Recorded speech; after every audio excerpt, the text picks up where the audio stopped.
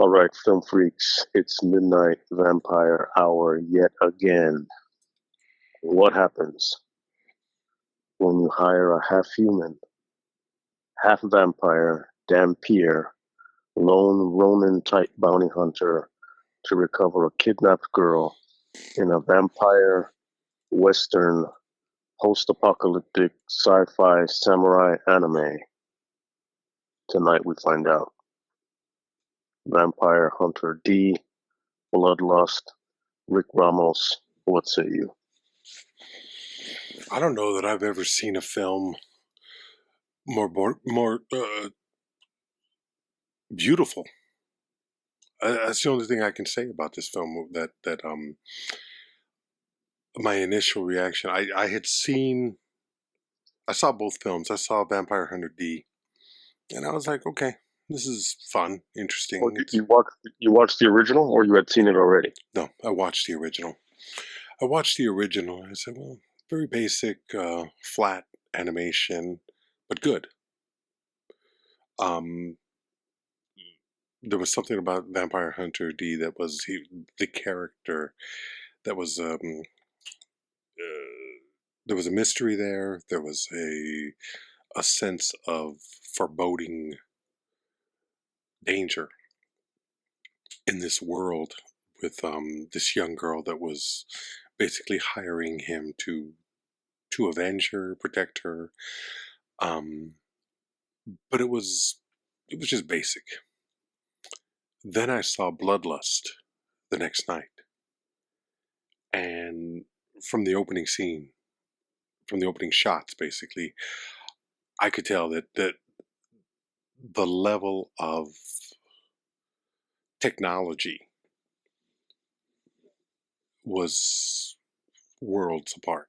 It was an amazing difference between that original film and this one that seemed 3D in a way. There was more layers to it. It was Mhm. more beautifully animated and more richly realized. And I sat there and I watched it, and I was overwhelmed by what I was seeing. Now the problem with that is it's the story necessarily at the level of what I'm watching, because I'm overwhelmed by what I'm seeing, and it's in part pulling me away from the story that's being told. But the story that's being told is a very basic one of a vampire hunter being hired to find a young woman, but a woman who a daughter and sister of, it's never really made clear except to say that they seem to be important figures in this world that is being depicted.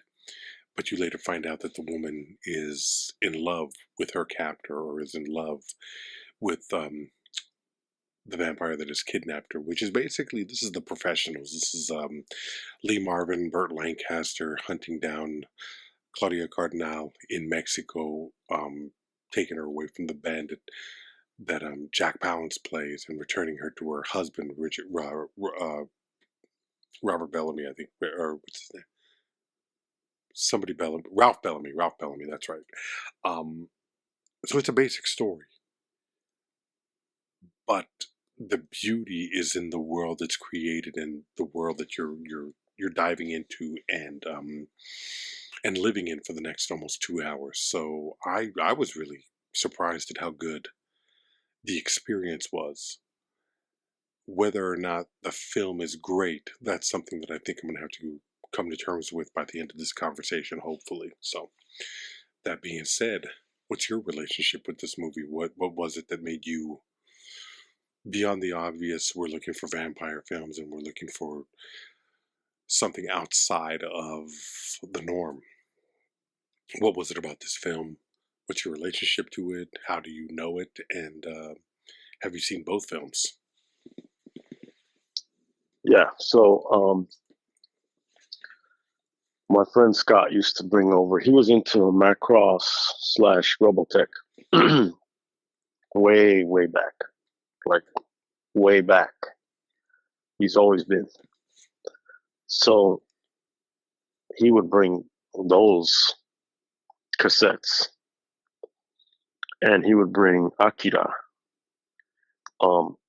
And that, I mean, I always associate that with my birthday because it was just like the other day I saw him, and me, Sal, and Scott, three old childhood friends, and he brought up eating chili beans, watching Faces of Death,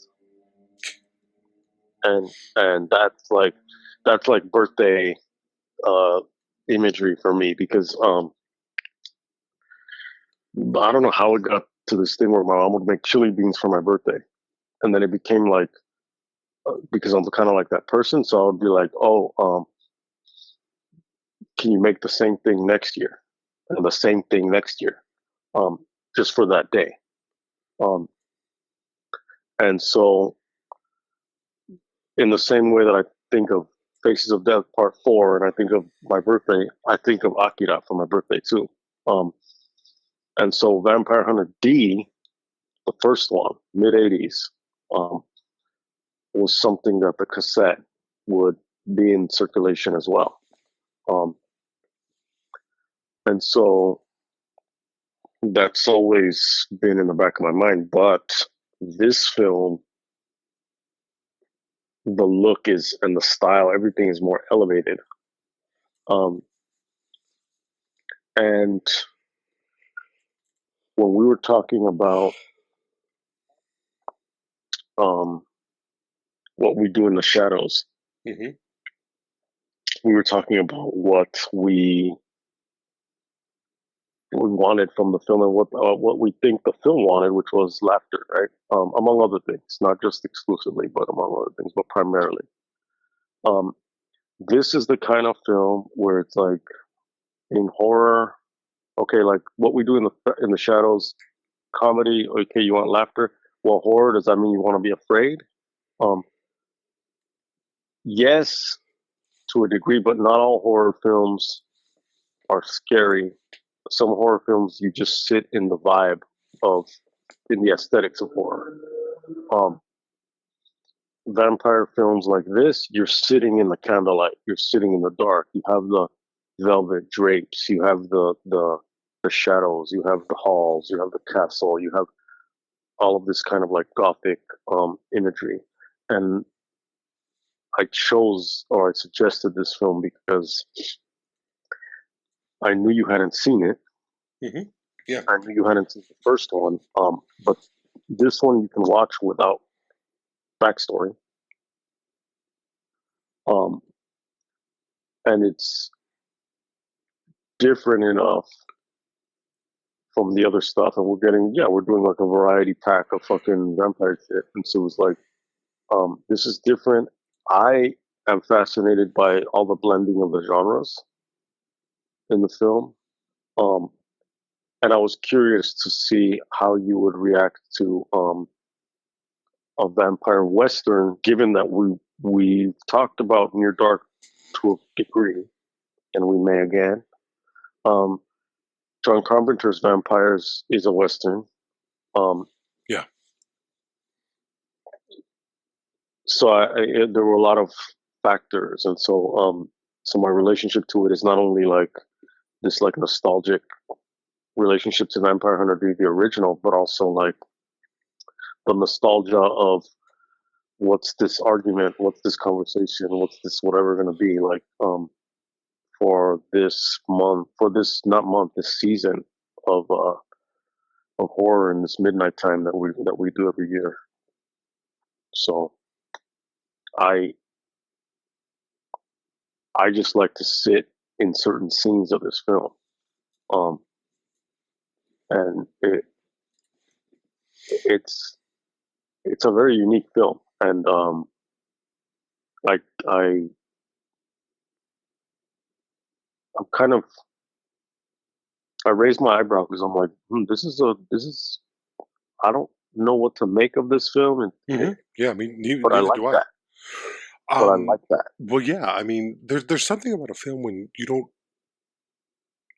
don't know at the moment what the hell it is that you just watched. You don't know if you liked it. You don't know if you disliked it. You know that you didn't hate it.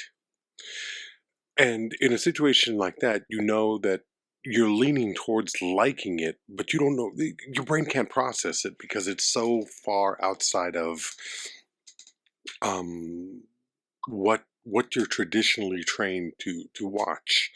Um, we talked a little bit about this when we were talking about Miyazaki, and I think it was it Princess Mononoke, where the Yeah, idea of animation, if you're an American, if you're raised with an American sensibility, an American cinematic watching sensibility, you don't understand animation as it is engaged in other parts of the world. So for here, you have silly child child geared animated stories. Disney, Bugs Bunny, Tom and Jerry, and then further with Disney with the animated features, Pinocchio, Dumbo. It's almost exclusively child oriented, even so far as it is as the more mature stuff that you see with Pixar. It's more of a child oriented medium. It's hard to take something like a Miyazaki in or a Perfect Blue. Perfect Blue, I think, is where we started really talking yeah. about, yeah, adult themed material in an animated world. And it's, at least it was difficult for me to engage with that. With this, it's a And little bit easier. What's that? because you're of a certain age, I Yeah, think most people who are in their 20s already like anime has made the leap that's a to a good certain point. extent That's a very good point. mainstream That centric. Yeah. yeah, you're absolutely correct in that respect. Age has a lot to do with it, and basic conditioning in what you've come to see, expect, come to see and expect. So after having seen both Miyazaki and, in particular, Perfect Blue, Vampire Hunter D becomes, it's not such a shock to the system. It's something that I'm prepared for a difference in what animation is, or at least what I'm used to with animation. And I was really kind of overwhelmed by it. The beauty of the animation itself, but also these ideas of a wandering vampire hunter, a half breed vampire, half human, traveling what looks like the West, or a wasteland, basically a post-apocalyptic wasteland. And it's never really made clear: is this Earth? Is this another planet? Um, is this a different time? Is this the age of fantasy? I don't. It doesn't make clear, and I'm not saying that it should make clear. It's creating a world that it exists in, and I like that. Um, I don't know if this is the future. I don't know if this is the past. I don't know if this is Star Wars. I don't know what the fuck is going on with this, but the world that it's creating is fun, and it makes you want to go back into it and deep dive and fill in the blanks with your head. This is definitely not a movie that you can. This is definitely not a movie that you can dismiss with one viewing. I think I'm going to definitely be going back to this movie and breaking it and break it down a little bit more.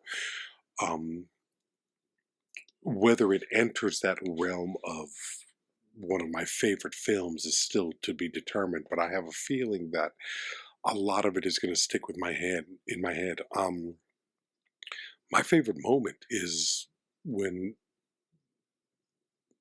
D, and I think it's in the second film. I'm pretty sure it's the second film where he goes into a small town, and he needs a horse, and these are robotic horses that are built like you would a car. And that's when you start to feel the legend of who he is. That's the second film, right? Where the old The man second is. film is the second film is when he goes into the saloon. Hmm.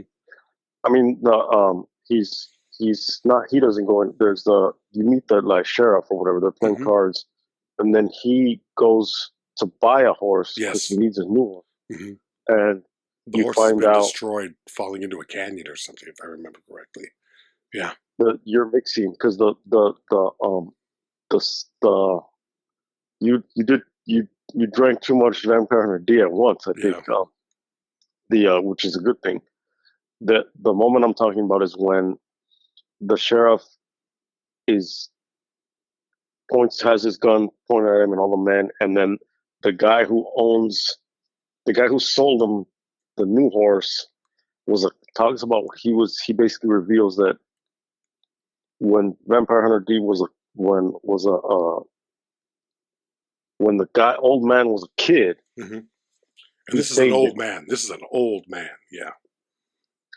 and that guy pulls a gun on the basically on the sheriff, Mhm. and and D is allowed to leave after having paid $300,000, whatever the fuck it is for the horse. Yeah. But it's got it has characters and aesthetic of vampire, but it has a dark fantasy element because it has monsters, it has forests, it has that dark tone, Mhm. but it has western elements because it has these western towns, cards, poker, gunslingers, Slickers, guns. hats. Yeah. Yeah. Um, it's got the post-apocalyptic because, as you're describing, he's wandering these wastelands, these deserts, but you see these fucking fucked up satellites. Um, it's got that sci-fi element where the weapons look like blasters. There are lasers. There's technology. There are rockets. There's futurism. Um, it's samurai because he has a sword, and there's like that element and the kind of the connection between the samurai and the western. Um, this lone, laconic character who is supposedly like ruled by he's acting for money, but he's actually ruled by honor and duty. It also has this element of the gothic love story, so it's this forbidden, monstrous, haunting love that ends in death in a crumbling fucking castle. Um, but it's anime. Um, and it's all of these things at once. And if you haven't seen it, you're going, you're like, what the fuck is this? This is fucking interesting. What the fuck am I watching? Um, cause the the ratios just work. Cause you could picture someone else. You could picture. Let's go back to Tarantino. Tarantino being like, I want to make a movie that's a sci-fi western samurai vampire post-apocalyptic gothic love story, and it's gonna be fucking cool. Um, and being like, um, okay, do it because it's not. It's gonna be a mess. It's gonna be wanting to do too many fucking things. Yeah. It's gonna be too Um, self. Oh God, and egotistical and and self-consumed. and one of these things where you can hear yourself saying this shit is trying to serve too many masters. Yeah. And this movie is like, no, motherfucker, like I am that. Like, and what? Because it is. It's just all of those things. Um, and it blends it in a way that's it's just authentic and it works. and each of those kind of vibes, it's like an amusement park that has all the different lands, like, and if you're, it's like at Disneyland, like there are moments where you're transitioning between one land and the other. You're like right at that fucking transition, and the transition is smooth, and no one, no one at Disneyland is like, this is fucking stupid. Like, why the fuck would you have like a childhood area next to this? Or like, no one's that asshole. I mean, I'm sure there is, but like, um, or even the fact that they added on the Star Wars land and it's opposite to Tomorrowland, you accept it, and it's like you're going from the so-called future into like another future, but you're walking through the past, or you're walking past these mountains, and it's just kind of, the scenery is changing, but then there's also this unifying thing that you're at Disneyland, um, and it's expensive, Yeah, don't and forget that's that. what kind of ties it all together. You know what I mean? And there are too many people, um, but there's this movie lives in the totality of what it is, but it also lives in those spaces between the genres. So it's able to do things that, well, other movies can't, because other movies can only do the one note that they're doing. Even though that one note may have like, or that one chord has, it's made up of all these other notes. So in that sense, it's very, it is a universe. It is like a complete thing of like world building, because it manages to jam it all together. And in that sense, it's what Tarantino aspires to be, I think. And I think when at his best, I think with Pulp Fiction, I think it was inspired. I think he managed to touch that realm. And then at his worst, I think he's kind of left, for the most part, that attempt, and he's gone full into his full ego, which is whatever. But what I'm saying is that this thing, with its references to all these different genres, with these different tropes, with this like Western kind of storyline, the hired gun, it's able to do it in a way that's very unique. And the director, I don't know if he's done some other shit that's like I'm not familiar with dark, the director at all. Nothing. and he did. Did you ever see Animatrix? I can't. No, probably not. He did one segment. He did an anime called Ninja Scroll. He's done others, but like Hmm. the ones that jumped out to me is like Ninja Scroll, Wicked City. Um, so there's like fantasy, but also like sexual element. Um, Demon City, Shinjuku. So super interesting shit. Beautiful, beautiful fucking yeah. Like you said, it does have this 3D quality where you're seeing these shots and you're going like, this shit is moving, and it's not only that it's anime, but it's also cinematic, because you Hmm. have camera work playing itself out in the way that the animation is happening. You're seeing that your perspective is moving because the camera is panning within the shots. So it's very very visually gorgeous. Now, did you watch it in English or did you watch it in Japanese or both? Normally, I would have watched it in Japanese and been done with it, but the only one that I had access to was the English dub, which the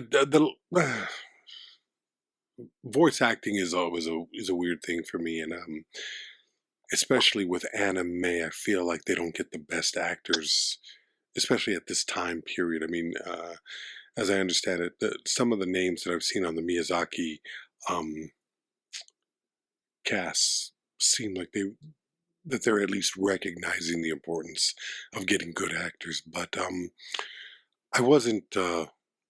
I received your text and said that you preferred the English dub, and the problem that I have with an English dub is that's not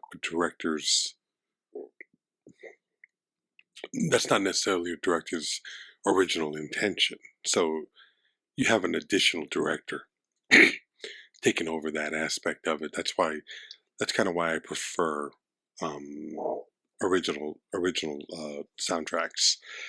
But the English dub in this situation was the only one that I had access to, and I ignored my own misgiving. It took me a little bit of time, but I eventually got to the point where I ignored my own misgivings about that kind of thing, because it's a prejudice of my own that I can't normally get past. But when I have no option but to deal with it, Yeah.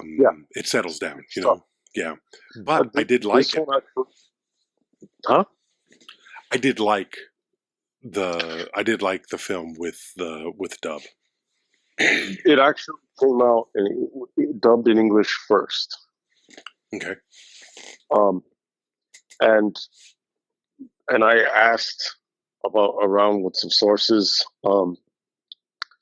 which was if the Japanese was better, the English. And I saw both.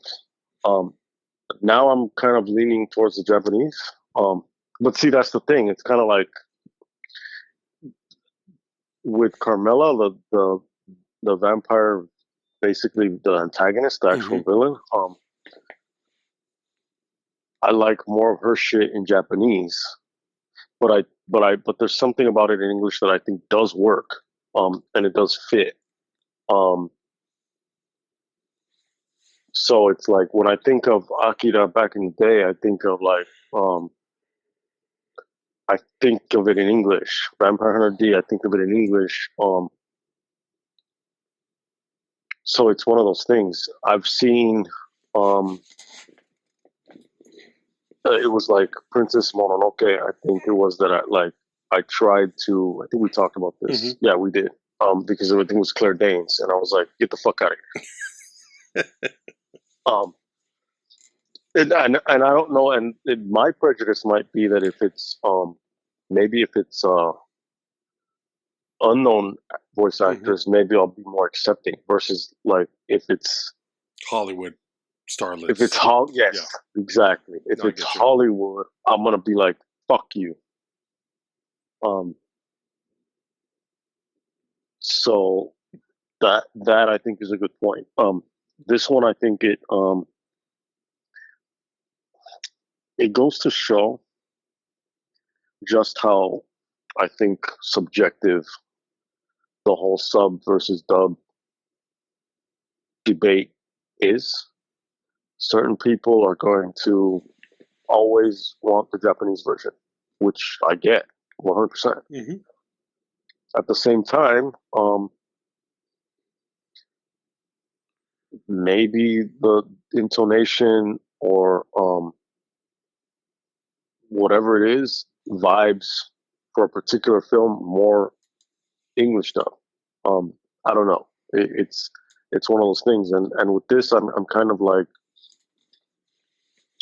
like it's getting to the point where it's like, oh well, maybe it's line by line. You know what I mean? And it's kind of like, well, you can't do that, but you do tend to start like having like, or it's also like if you were to have access to it, or if you have access to both, it's like, oh, you know what? Today I'm gonna watch it in Japanese. Like that. So it is always a good question to ask. What did you watch it in? And I think it does work in both. I think when I texted you, I was leaning more towards English, and again, that's that day because it's that kind of movie. It's like, oh, what's your favorite genre from this film? You know what I mean? Like, because it has a bunch of them. Well, and it go ahead. Well, I was just going to say, not being not being familiar with or not being privy to the Japanese version, I have nowhere to. I have nothing to speak to, Okay. so there is a certain level of just acceptance of what's available to you. And I got to say that after a while, I disengaged from my prejudice and I just engaged fully in the film. And the film has a lot to recommend it on. I mean, number one, beautiful, just an incredibly. I think along with probably Coco, probably the most beautiful animation that I've ever seen on screen. I think it's and if you go back to that episode almost 10 years ago, god damn, um, at least, yeah, almost 7 or 8 years ago, um, I think I was claiming that was the most beautiful film that I'd ever seen, the most beautiful animated film that I'd ever seen. This is pretty much right up there with it. I mean, there's number one with animation. There's a certain limitless potential for creation, but at the same time, that carries with it a certain level of um,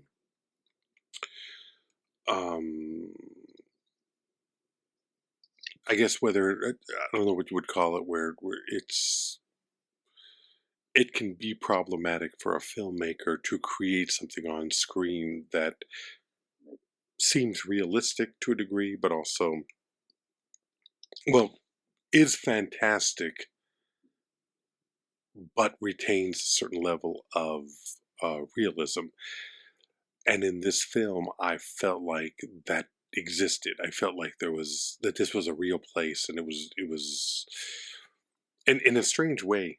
I don't know if you noticed this, but a lot of the backgrounds felt almost photographic, where it's like, is that a picture that has been rotoscoped? Is that real imagery that has kind of been adopted into an animated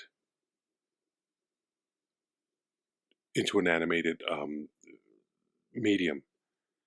Because some of Yeah, that wasteland looked real to me at moments. It's almost like your brain is having a hard time. Your brain is starting to look at it, going, "What the fuck am I looking at?" Because yeah. yeah, There, you know what I mean. there were moments also when I did something similar, but I'm glad you bring this up. Because again, it's like the subjective experience.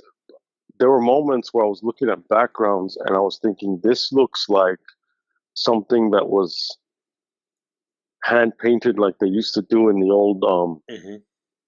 westerns and in the old old films, classic films, Yeah, the and matte they would shoot paintings. Yeah. matte paintings. Yes, Hmm. um, and it looked like something real was being filmed with a painting in the background Yeah. to look as if it was if it were in the distance. Um, and so like your brain is filling in all of this, like basically the story of cinema in all of these into this film. And you're making sense and you're seeing certain things that look like really it did look 3D, like when you're going into certain aspects of the castle when it's opening up and you're going like, this shit feels like I'm gonna go inside, like I'm like a ride almost, or like I have my 3D glasses on, um, because it had that much like depth. And then there were certain things that did take me back to, it was like, oh well, this looks just like a regular anime, like a so-called regular anime. But then it'll flip it on you, and then these different worlds, these different places, the world of the Barbaroi, um, and this carnivalesque kind of like horror that looked very like it was almost like a Clive Barker would have Hmm. like created that. It's got a lot.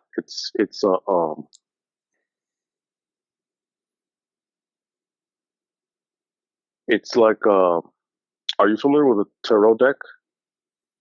The Terrell deck, Blade Runner. Tarot Oh cards, no, no. Mm-mm. tarot cards. Oh, tarot The cards. Yes, yes. yeah Hmm. Yeah. it's like it has, regardless of what design it is, you're seeing it's like not only this whole other world of these illustrations, but you're seeing different aspects of that universe. Um, and you're just kind of, you can just keep going through these cards and going like, what is this? What does that mean? What is this? What oh shit, this is this, and oh wow, like this is a person hanging upside down. This is some kind of wizard looking holding a lantern. And it's very much like that, where it's got all of this stuff. And I haven't. It's based on some books. I'm not familiar with it. I don't know how closely it draws from that. But it is this deep kind of world that's built based on something that, as you said, it's the story itself. The premise is basic, and not in a bad way. It's just No, I'm not it's just saying not that this. dismissively. I'm just saying Yeah, sometimes it's like you take a basic story and then you build this fantastical world around it.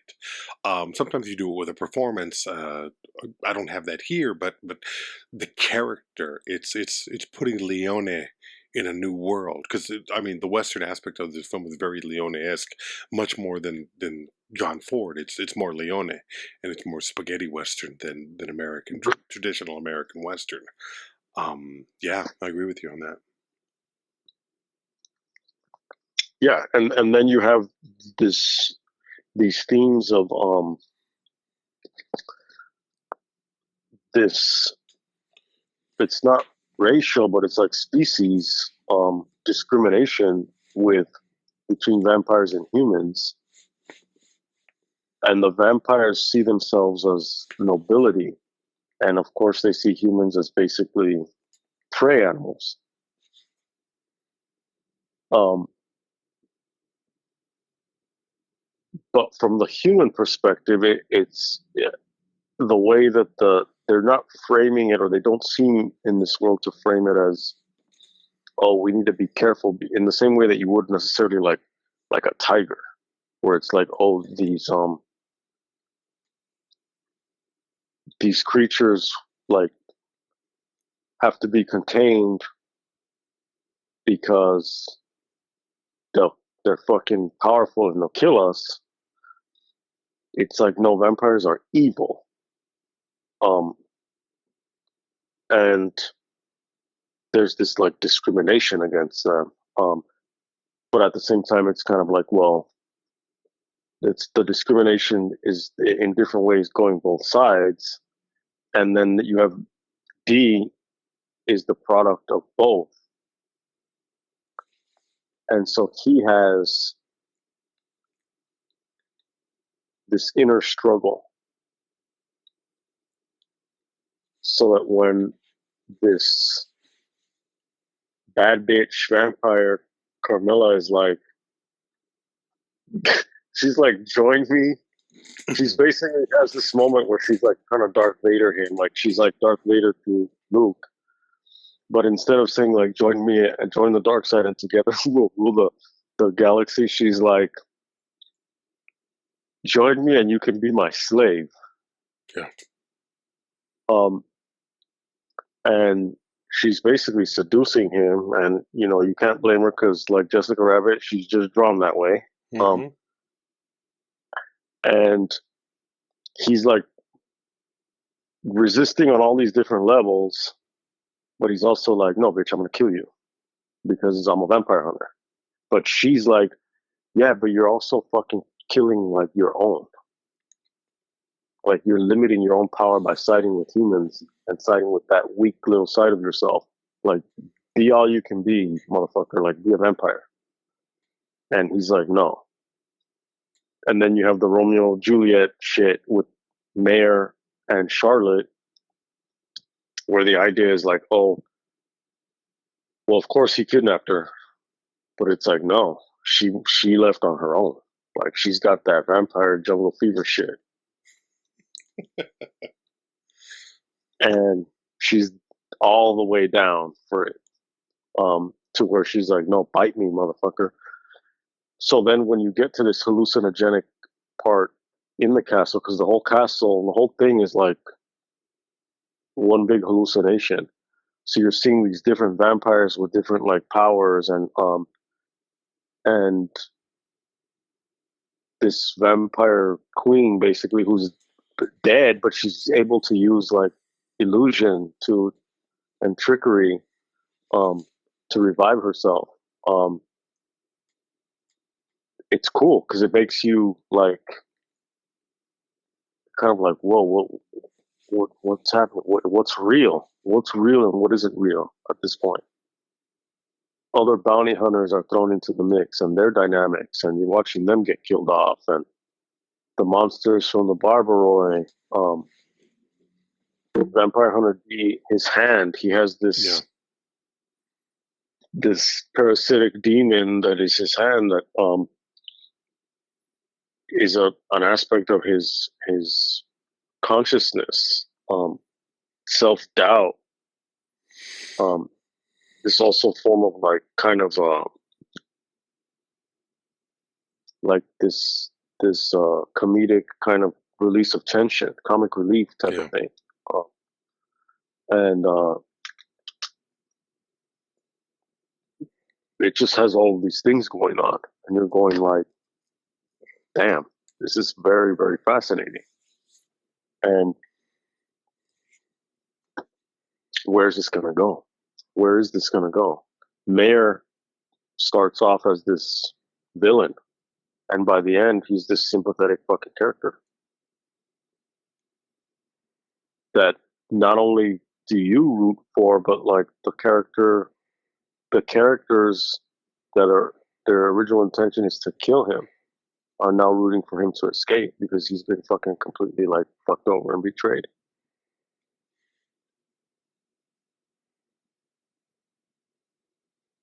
So it starts off in one place. It does supposedly what a plot is supposed to do, which is it starts off in one place and it ends up somewhere else. And again, going back to David Rammett's take on Aristotle, it's like at a place that's fucking both surprising yet inevitable.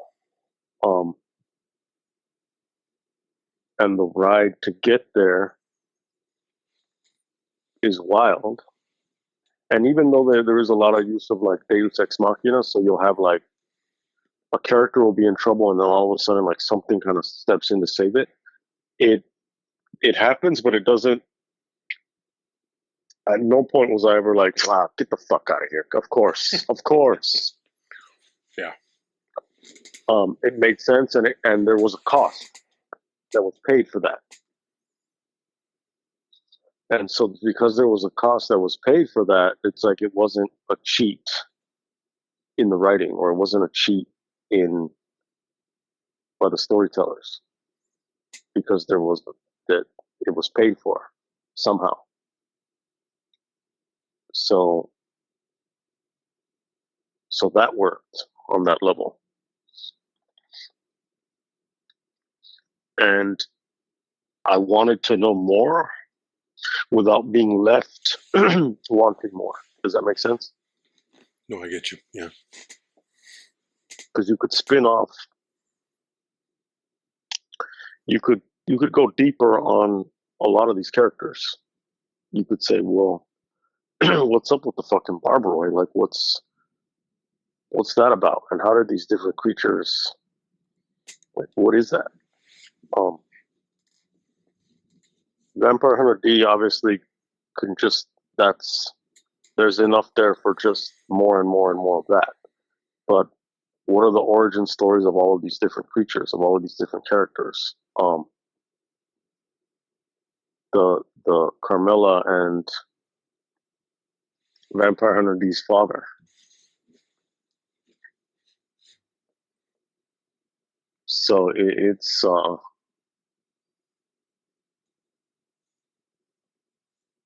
deep. It's deep film. I think there's a lot.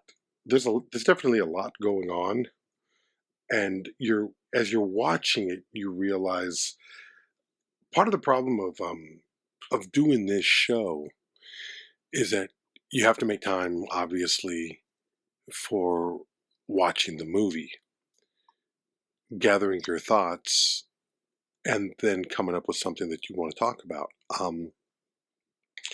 But sometimes a movie is too layered to simply do that. But with, life, jobs, and other requirements of this existence, it's almost impossible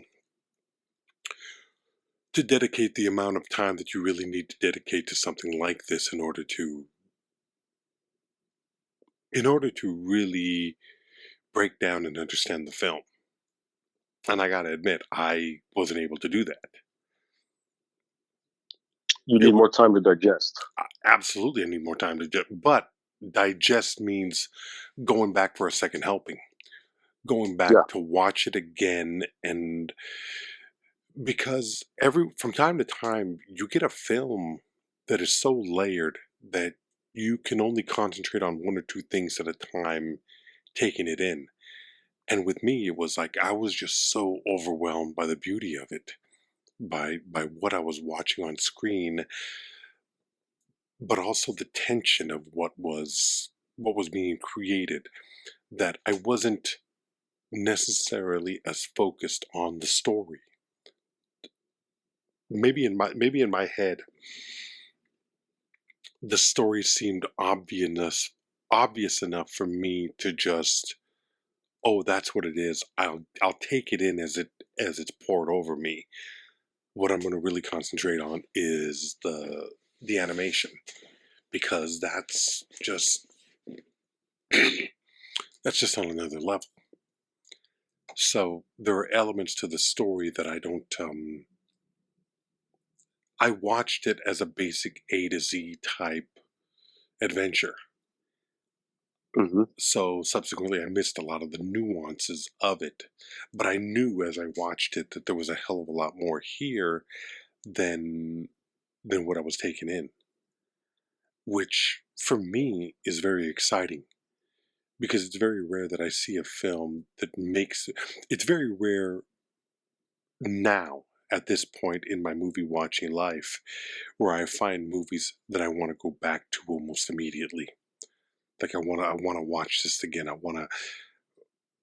watched this part of it and this is what it gave to me.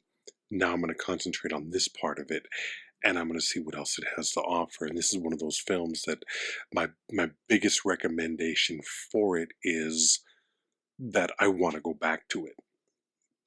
That Hmm. one viewing is just not enough. Um, Even with the great filmmakers, one if I wanted to, Goodfellas, I could watch Goodfellas or Casino with one viewing, and hey, I got it. It's great. I go back to it because I enjoy it so much, Hmm. and I think that's the difference. Is that yeah, yes. Subsequently, I'm gonna start to notice different things that Scorsese did, and I'm gonna notice his skill as a filmmaker, or this is more like me watching David Lynch, where I'm like, there's too much here for me to take it in one viewing. This isn't Right. enough, you know. Like Well, at some yeah. point, I have to go back to Mulholland Drive. I'm gonna have to take a weekend off. No work, no bullshit, no talking to anybody. Just sit down, watch Inland Empire, watch Mulholland Drive, watch Wild at Heart, and Lost Highway. I have to do Hmm. it. I have to do it because I've seen each of those films once or twice each. Inland Empire once, Mulholland once, Wild at Heart twice, and I think Lost Highway twice. But there's Hmm. more there, in addition to Oh having yeah. to go back to Twin Peaks. So it's like but who has the time? You know what I mean? So it's like you got to make time for yourself to absorb the great art, because when you know something is powerful, and you know that most simplistically, great. To say simplistically, great.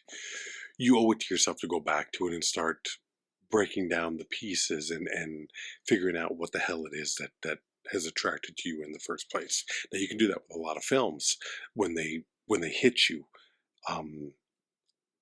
subconsciously, where there's this subconscious connection with the material or a performance or a setting or a scenario.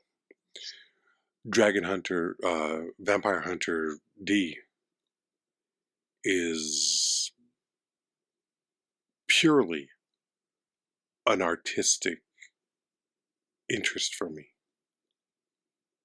And the art is basically the beauty of the beauty of storytelling, imagery, and genre influences, because this is science fiction, western, horror, and mythology. There are people out there who can take all that in one viewing. I'm not one of them. Well, it's the you have the dream, then you interpret the dream. Yeah. So you've had the dream. And see, and then there's those dreams that you ever wake up and then you want to go back to sleep to go back into the dream. Mm-hmm. Yeah. Where you're like, fuck. And you want to go back to the girl from that dream, and she's gone. Yeah, forever. gone. Yeah. Gone. You know what I mean? Those fucking teenage dreams, gone. This is, yeah, like same thing. Like you're talking about David Lynch. At some point, sooner than later, we're going to talk about Kenneth Anger. Mm-hmm. Yeah. Now that's going to be a lot of shit. That it's kind of like stuff is. It's like you're on a train, looking at the landscape, and you're going, "Oh, that was fucking cool."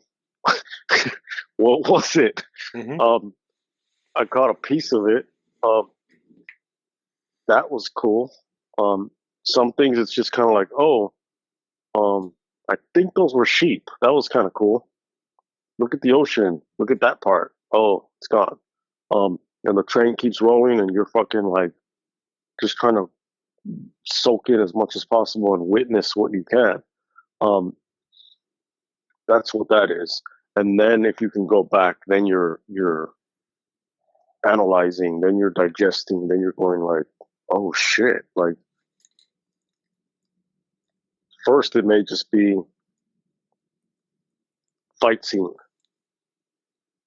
or oh, this character got bitten.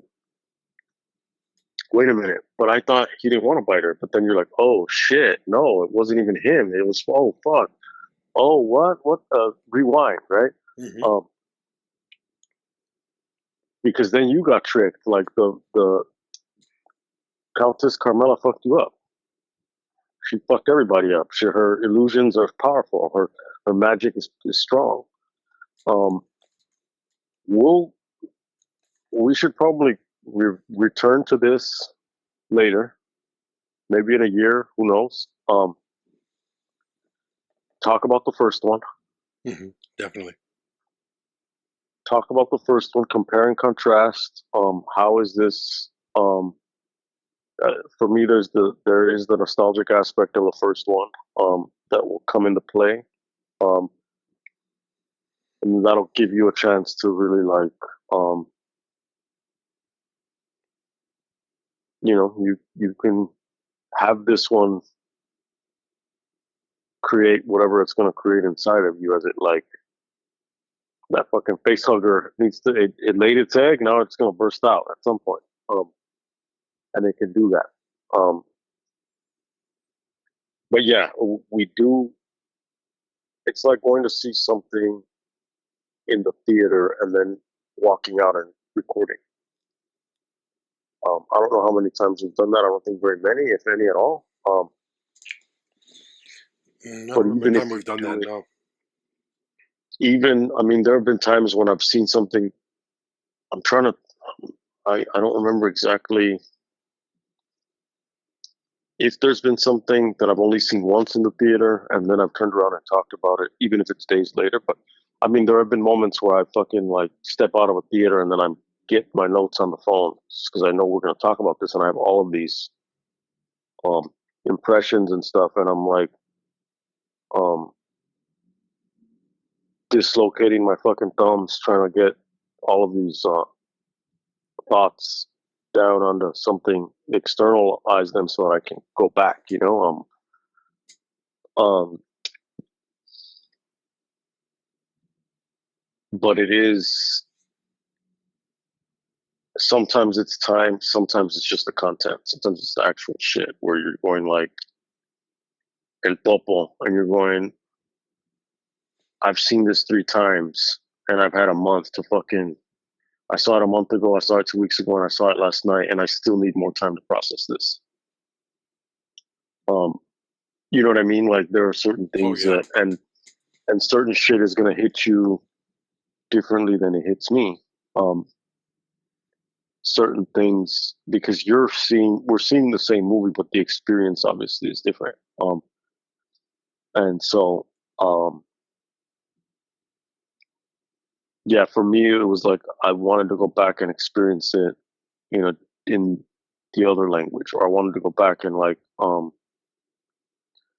watch a scene, certain like you've seen certain scenes again, or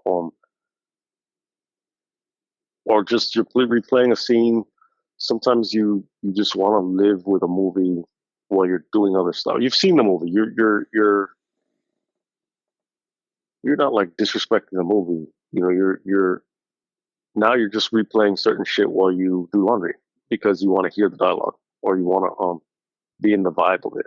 Um, and it's the same way. Like I'm sure people who listen to us, um, they're not fucking sitting in cross-legged meditation pose listening to us talk about fucking some movie. I'm sure they're doing their dishes and driving or whatever the fuck they're doing. And driving is a good one. Hopefully not with the fucking weed whacker um listening to our bullshit, but like certain people might. I know a lot of people that do audiobooks because they're able to get through. It's hard to set aside time in the day to fucking sit and read. Um, I prefer actually holding the book and Yeah. flipping through it and dog earing the fuck out of it, and I prefer that to the audiobook, even though I consider myself like an auditory type of person. I want to sit with it, and I'm that person. I also have like books that I haven't read, like because I'm like the vibe's not right this year, but it will be at some point. Um, it just has to boom, and then some. It's like I buy the book and I'm done. The next day I'm like I'm done. I read it. I liked it. I'll read it again in a month, whatever. Um, this is that maybe that type of thing where you're gonna revisit it. You're gonna again, maybe you're gonna fucking like you're gonna watch it enough times where you're familiar with it, and then maybe you're gonna be like, that scene. I love fucking cooking to fucking Carmilla. You're gonna be making a RickRamos spaghetti, stirring the fucking sauce to fucking Carmilla just drawn that way. Yeah. Who I mean, knows? I think that's a reasonable reaction. I think that's I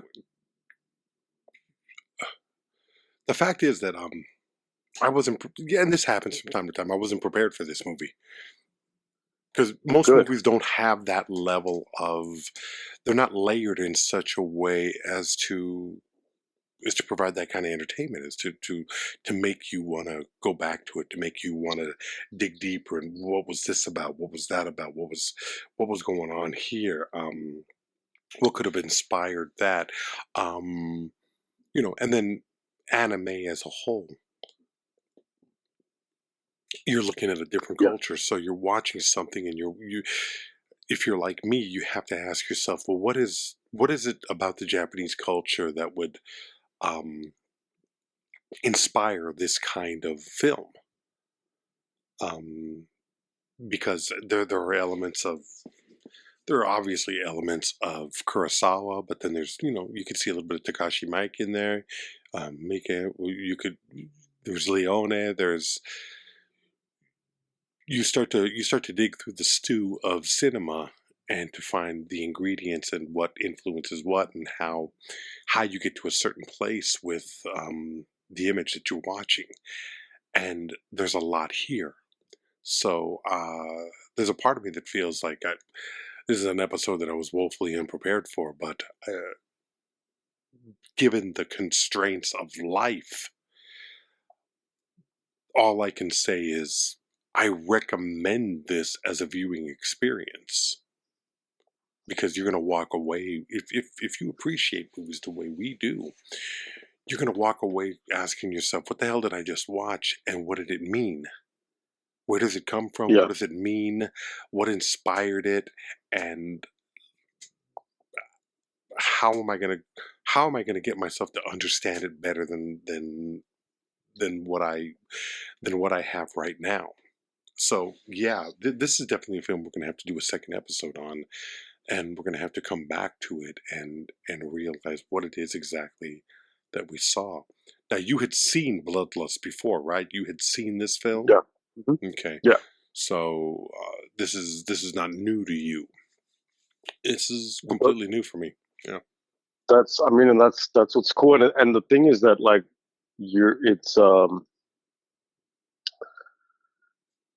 even though it wasn't new to me, I'm like vicariously seeing it anew through you. And I very rarely get to do that with you. Because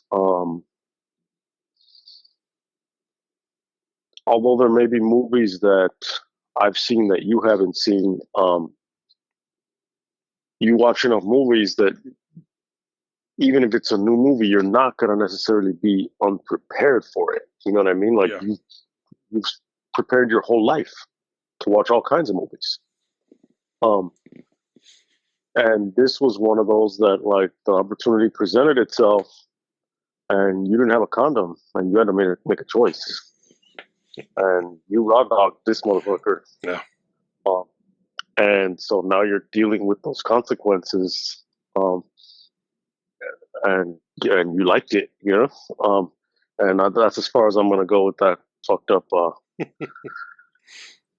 process. But the thing is that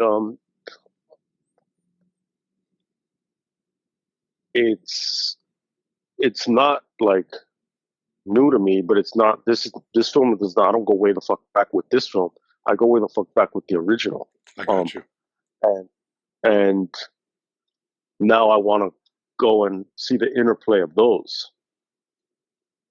And there's so much about this movie is about the experience of watching it, versus some films. It's like I can go 2 hours about the symbolism. This one, it's so like about genre and aesthetic and experience.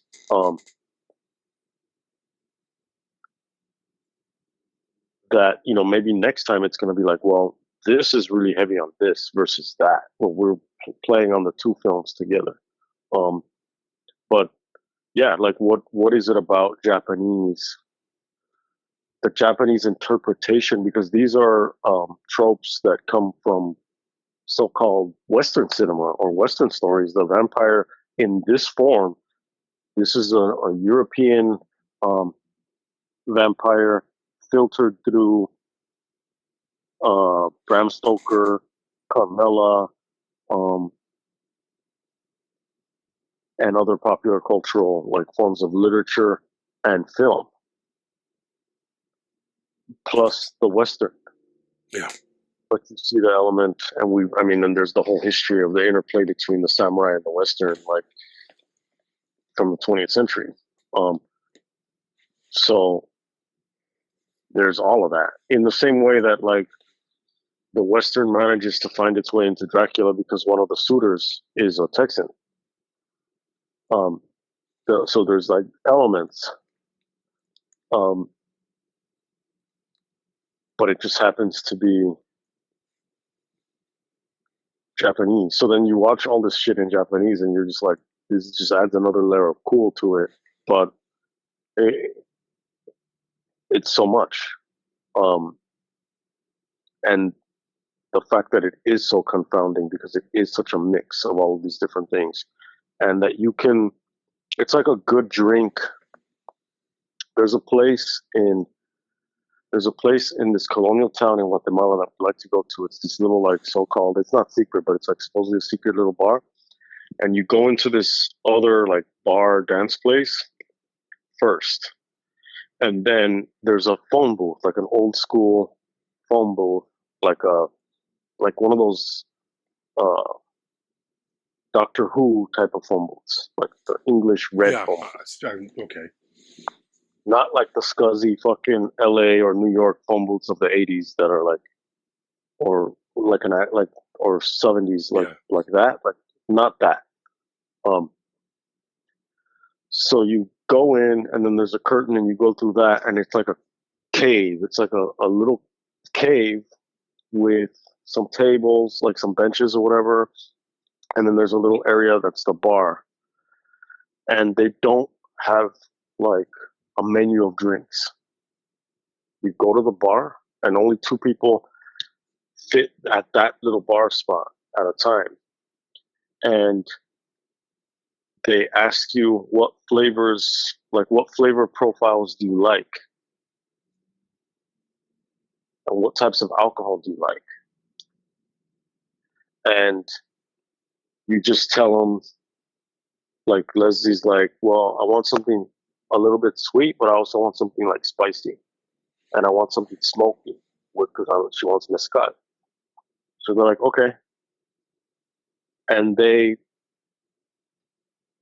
make it like just based on that. And that's it. They don't fucking like ask you anything else. That's it. Me, it's like I want something a little bit sweet, but also bitter, um, and also smoky. Okay, they mix it up, and then you taste it, and you taste all of these different like elements that make up the drink. But it's almost like how you imagine like how a dog can smell. Like the dog can smell everything, but it can also smell specifics. Yeah. In this way, you're drinking. You're like, oh shit, this is the bitter, this is the sweet, this is the strong, this is the smoky. Vampire Hunter D Bloodlust is like that. It's this mix of all of these different things.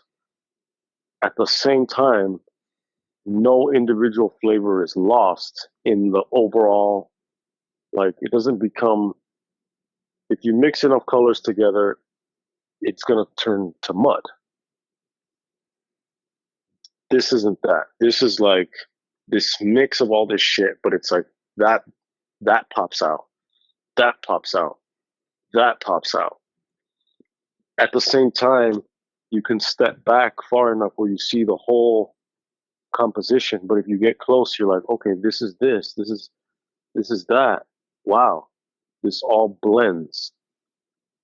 Very difficult to achieve that.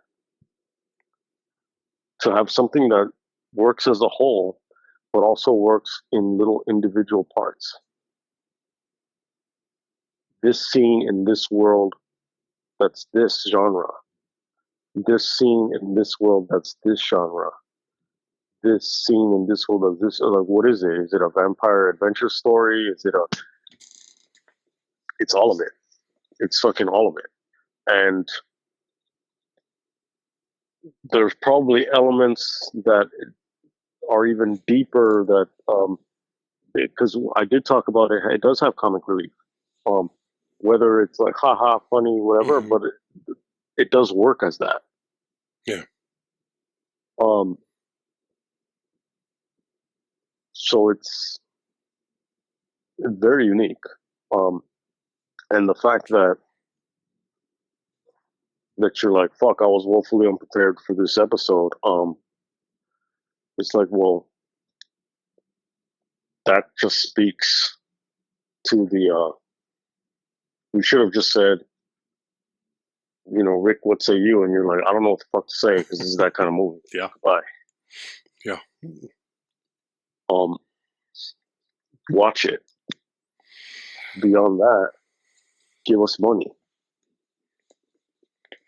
If you've seen the film and you like it, give us money. If you haven't seen the film, now you know about it. Watch it. Before you watch it, give us money. Yeah. Fuck you, pay me. It's that kind of film. If you enjoy what we do, fucking pay. If you feel like, well, we offer you insight, fucking pay. If you feel like we recommend something that you wouldn't have given a shot to, fucking pay. That's all. We're gonna keep doing it, but it's always nice to have a little bit to show at the end. So, buymeacoffee.com/watchRickRamos. buymeacoffee.com/watchRickRamos. This is the hour. This is the season. This is the film. This is the vampire film. This episode goes to Esai, a member. Thank you for doing what you do. Keep watching. Watch this with Rick Ramos. I'm Ibrahim Chavez. Till next time.